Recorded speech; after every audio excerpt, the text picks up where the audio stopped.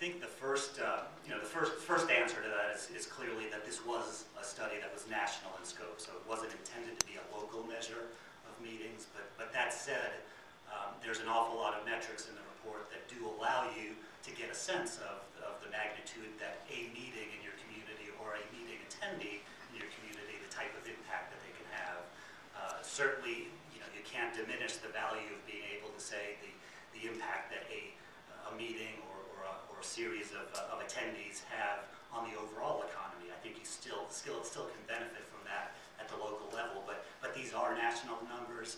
But that said, there are figures in the report that allow you to break that down to a per person or per meeting basis, and we actually provide some of those metrics in the report that'll allow you to tout the case locally for meetings. But the other part of that is that we did collect enough data as part of this analysis to really give us a head start in specifically measuring the local impacts, where we would discount, if you will, the spending that didn't take place in the local community. So that the extent to which somebody spends money on their airline ticket before getting to the local market is something that we'd be able to account for, as well as production costs, the purchase of the exhibit booth, and so forth. So those are areas that we've started to already get a good grasp on.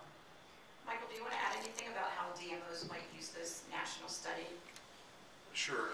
As Rob said, I think with certainty the DMOs know how many meetings that are booked, particularly through the DMOs. I mean, they're fairly accurate, and they count that as a benchmark.